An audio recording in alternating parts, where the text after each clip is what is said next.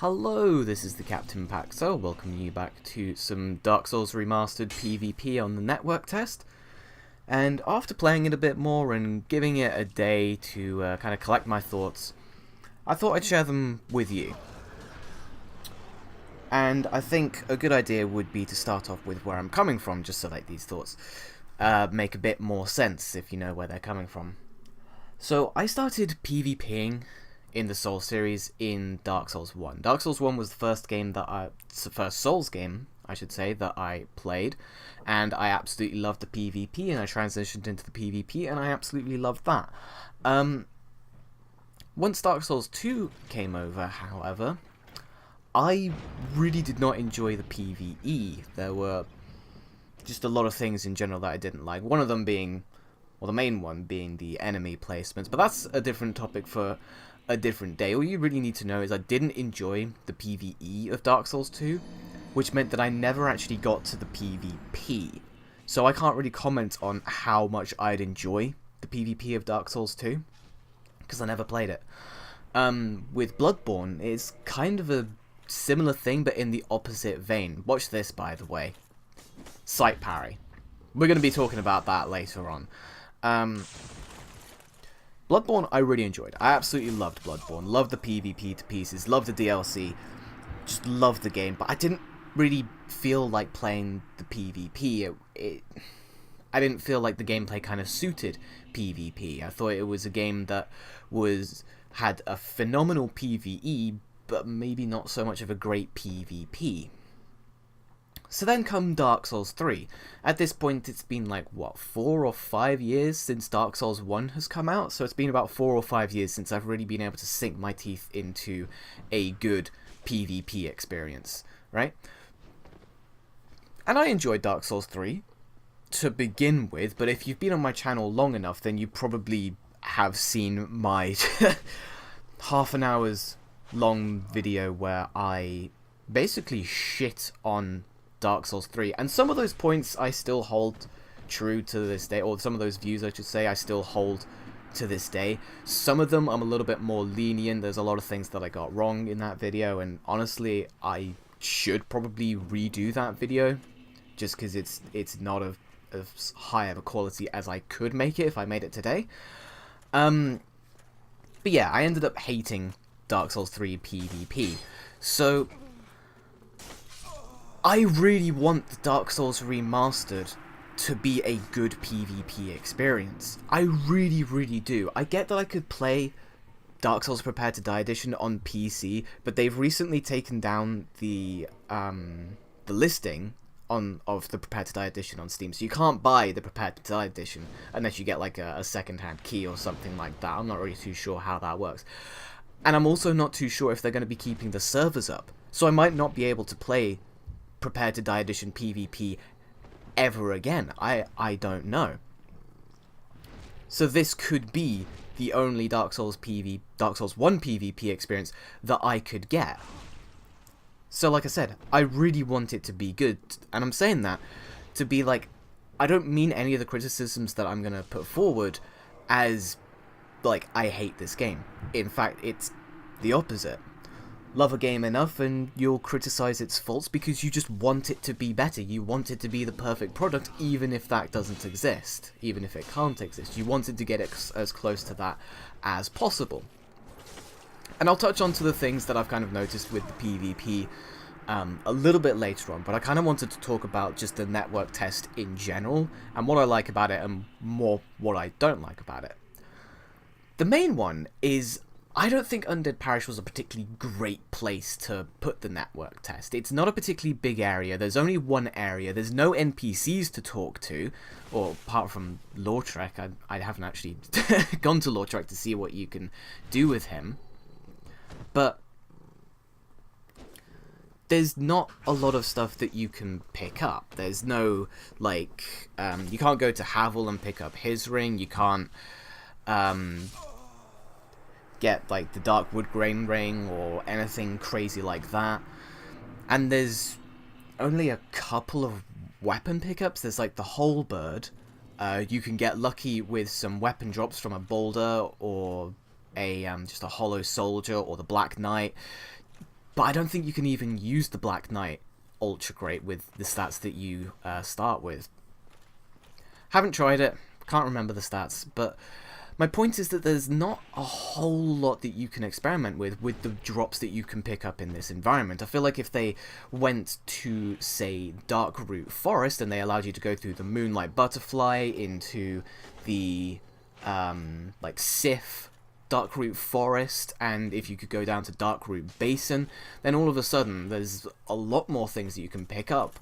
You know, a lot more rings. If they could allow you to use Shiva as a merchant, then you could get even more weapons. If they allowed you to go to Andre, again, even more weapons, and it's just more experimentation. I feel like it would have been a lot more interesting for the game, and also just more things to do. You could take on the Hydra, you could take on Sith, you could take on the Moonlight Butterfly. Not really sure how that was a backstab. Also, I got the cancelled animation on my screen, but I still took the damage. I'm really not too sure what happened there, but it did not make me happy. So I don't think the area was particularly well put together. And I mentioned NPCs.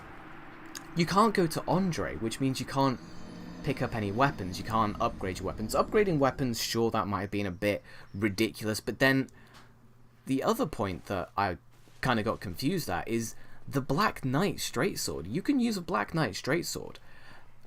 In the early stage of Dark Souls, a Black Knight Straight Sword is more powerful than the Drake Sword. And we all remember the Drake Sword, or we should all know the Drake Sword. It's an incredibly powerful weapon for PvE that, you know, starts off incredibly powerful but has no scaling and is hard to upgrade. So it starts off incredibly powerful and then it kind of gets shitty. Black Knight Straight Sword starts off insanely powerful and then it kind of stays powerful throughout the entire game if you know, upgrade it properly and you apply your stats to it, because I think it's got a C scaling in strength. So it's a good long-term weapon as well. As that guy gets parried pretty nastily. So putting the Black Knight Straight Sword in this stage of the game, you're just destroying people, especially compared to how much damage everybody else is doing. Now, I mentioned in the last video that I did that a hand axe, if a hand axe backstabs me, it's going to take off maybe a fifth of my health. Whereas if a Black Knight Straight Sword does the same backstab, it's gonna take off like 80% of my life. I just feel like that's not great balancing right there.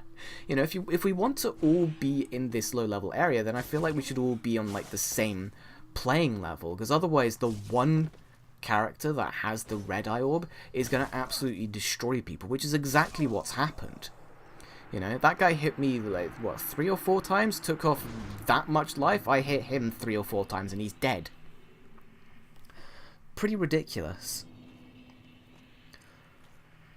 But apart from that, you know, the network test was quite nice to be able to go through and play through Undead Parrish and beat up the Bell Gargoyles and all that sort of good stuff. Now on to the PvP aspect and the stuff that really has me concerned for the release of the remaster. And we're going to talk about the biggest excuse me, the biggest offender last, because it's going to take the most amount of time and I'm probably going to lose track of all of my stuff. The first thing I wanted to talk about was counter backstabs. Counter backstabs are pretty tight and I'm not too sure how I feel about them, because on one hand, you know, it makes it harder to actually pull off a counter backstab, but on the other hand, it kind of just makes the backstabs really weird, and when you feel like you should get a counter backstab, you end up getting backstabbed yourself. And like, there was one instance where someone was coming towards me, so I sprinted at him, broke his shoulder, went for the backstab, but it ended up being a backstab on his screen. And I'm really not too sure how that happened, and there's a clip later where I end up getting backstabbed from my shoulder. He hadn't broken the shoulder, I was facing at like a 90-degree angle to him, and he still managed to get the backstab on me. It was a little bit weird, but backstabs have always been weird in Dark Souls, so it's not too bad. I can kind of forgive that. The second part is dead angling. I haven't been able to perform dead angling, however I've heard it being confirmed by several people on Reddit and in Twitch streams. People are like, yeah, dead angling's still a thing. So I can't really comment too much on dead angling from personal experience because I'm just a bad player. But I feel like it's a really important part of the Dark Souls PvP because it really allows you to break through turtles. If someone's just going to sit there with a shield up and they're just constantly backing away from you, the only way to get around that without a show tool is to dead angle, you know?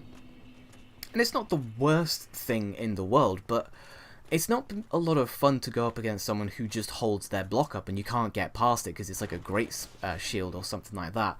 So dead angling can be really useful in that aspect, but also it kind of allows you to do some interesting tech where you do like a Wrath of the Gods or a dead angled running attack with a greatsword. You dead angle that, it kind of flinches your opponent towards you, and then you spin around them and do a backstab. It kind of just raises the skill ceiling just that little bit more, which is something that I like.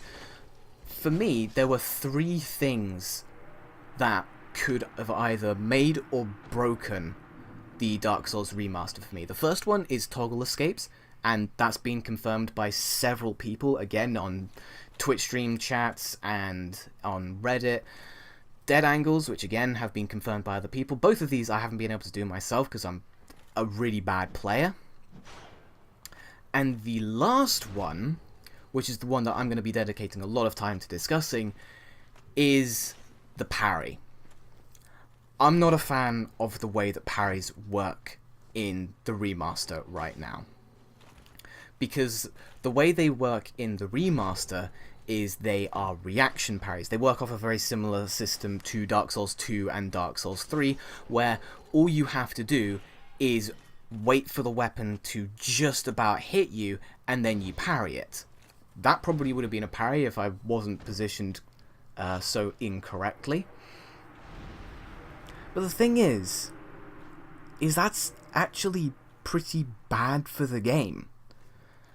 As I'm sure many of you who have been playing the PvP of the network test have probably found out. Because you can sight parry stuff in the remaster, you can actually sight parry the Black Knight Straight-Sword, right? Which, that's kind of nasty. Let's just think about what is a parry in the very basic term. A parry is a deflection of your opponent's attacks, so they do no damage to you, and it also opens up an opportunity for you to do a critical amount of damage, you know? So all you have to do is press one button, and all of a sudden you can take off a lot of your opponent's life, just because they pressed one button. That's quite a powerful technique, especially because whilst you're in the riposte animation, you're invulnerable, completely immune to all damage. So not only are you able to punish your opponent for pressing a button and do a ton of damage to them, but it also prevents you from taking damage. It's really useful in gank situations. Thing is, From Software kind of realized how powerful of a technique the parry is. In Dark Souls 2 and in Dark Souls 3, they actually they made it so the parry had startup frames. So when you hit the parry, your character would wind up and then throw out the parry. That doesn't exist in Dark Souls 1. As soon as you hit that parry button, on most shields and most parry tools, as soon as you hit that button, you have the parry window frames active, right? So if any attack lands whilst those frames are active, that's it, you get a parry. And parries are pretty lenient in this game as well. They're not like a one frame link like you have to do in Street Fighter or something. They're pretty lengthy, you know? So they're incredibly powerful, and they're not particularly hard to land. And when you make it so you can react parry, so you can just wait for your opponent to swing and then parry, Well, why on earth would you ever fight Rustic? Rustic being, you know, not focusing on backstabs or parries, just focusing on slashy, slashy, stabby, stabby. Why would you ever play Rustic when all you have to do is wait for your opponent to swing, and then you can do a critical amount of their life? That just seems stupid. It seems inefficient. It seems kind of nonsensical. It seems way too risky. Just wait for them to swing and then you win, right? Because that's the problem with making it able to react. Because the parry comes out instantly, like, what can your opponent do? Swing their weapon and lose? Use their weapon as it's intended? Use their build and get punished for it? That doesn't seem all that fair. And before you bring up the argument that, oh, well, Dark Souls is meant to be challenging, yeah, it's meant to be challenging, it's not meant to be bullshit. You know? Getting punished for using your build, it doesn't make any sense. I'm using my character the way it's intended and I lose because of it? Like, how does that work? What kind of message does that send you? You know? So what's going to end up happening is that people are not going to use anything heavier than a goddamn katana in higher level PvP, right? Because anything heavier than a katana can just be sight parried. Halberds, they can be sight parried. Greatswords, they can be sight parried. Ultra greats, of course they can be sight parried. You know how slow they swing? And this isn't Dark Souls 3, so, you know, these weapons don't get unparryable moves. The only unparryable moves that I'm aware of are jump attacks, whips, and the two-handed rolling R1 on great hammers. Those are the only unparryable moves that I am aware of. Everything else is parryable. You cannot just two-hand and become unparryable. So what are these weapons gonna do? They're gonna either backstab fish or parry fish, because if they swing their weapon, they're dead. You can't use these weapons without getting severely punished, you know? And that just doesn't seem fair. So what I propose is the return of the prediction parry. In the Prepare to Die edition, in order to land a parry, you had to throw out the parry half a second before your opponent's attack landed. If you try to time it like you did in PvE or you do in Dark Souls 3 or the Remaster, you would either take the full brunt of your opponent's attack or you would get a partial parry. Either way, you weren't getting that riposte, right? The delay on the parry was actually twofold, or it had two benefits to it. The first one was a lag compensation method. When they made it so everybody's parry had like a half-second delay on it for their opponent, it made it so everybody had that. It was a way to equalize the lag and make it a balance, like a fair playing field for everyone involved. And on top of that, it increased the skill level, because if you knew that it was going to be a half-second delay and you had the knowledge and the timing, you would be able to land the parries. Whereas if someone didn't know that there was the half-second delay and they were just throwing out parries, they would never get a parry unless you just walked into it, right? On top of that, because you had to throw out the parry half a second before an attack landed, it meant that you kind of had to dedicate to it. If someone's running towards you and you think they're going to do a running attack, you have to throw out that parry half a second before the attack lands. If you don't, you're going to eat that to the face. And they can use that to their advantage. They can run towards you, you throw out the parry half a second before the attack lands, and they can run around and punish that with a backstab.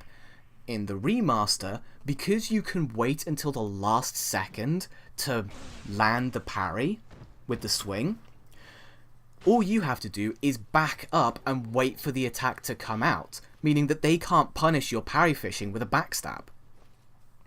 You know? So once again, kind of increasing the skill gap, because a predict is always harder to do than a reaction. Any monkey with half a brain can react. You know, that's the sort of stuff that you learn when you're first starting to play this game. But to read your opponent requires game knowledge and game sense. It requires a deeper understanding of the nuances of the game to be able to pull off. You can't just go into any game, really, and expect to be able to read your opponents. It takes time and learning and understanding, you know? That's the sort of stuff that you learn when you get good at the game.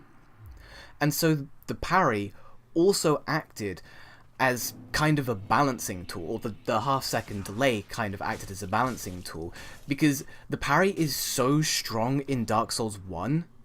If they had it the way that it is in the remaster, then all the game would be parry and backstab fishing, which is what it's kind of turned into, unfortunately. And I know there was a lot of backstabs and parries in Prepare to Die edition, but like I said, you had to predict.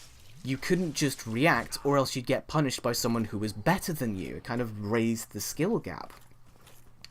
And so by putting the half-second delay, it makes it harder to pull off, as previously stated, and you also can't just sight parry these heavier weapons like the great swords and the ultra great swords, you know?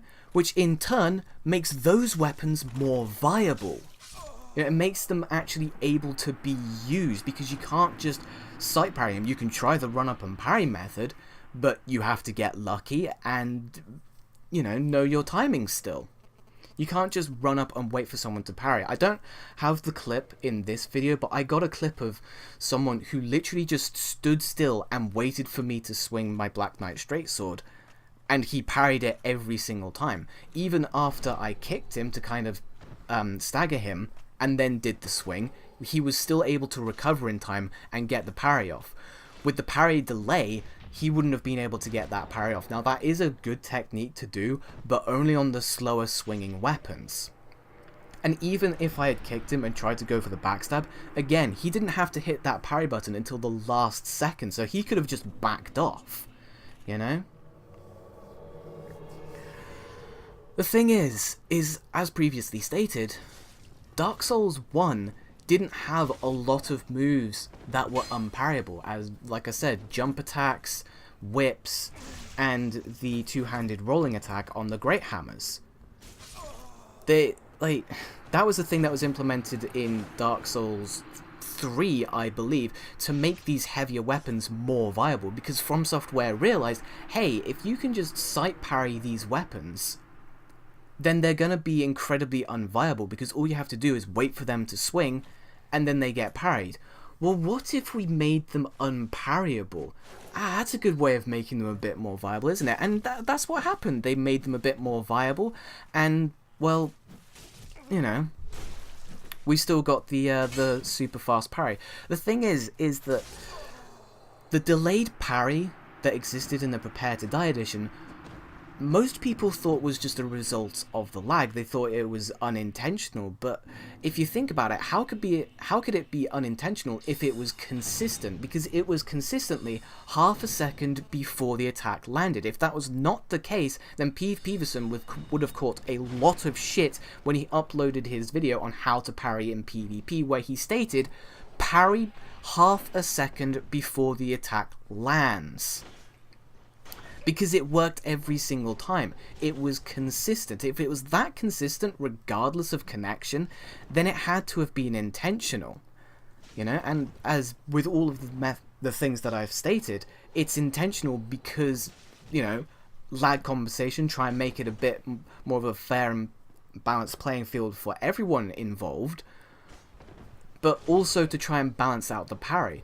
And another point for this argument is that there wasn't the delayed parry when in co-op, because when you're in co-op and you're like a White Phantom, you can still parry the environment on the same timing as you use in your world, even though you're in someone else's world and you're on someone else's connection. So why did it have the half-second delay on the PvP? It kind of just begs a curious question of, is this seriously unintentional?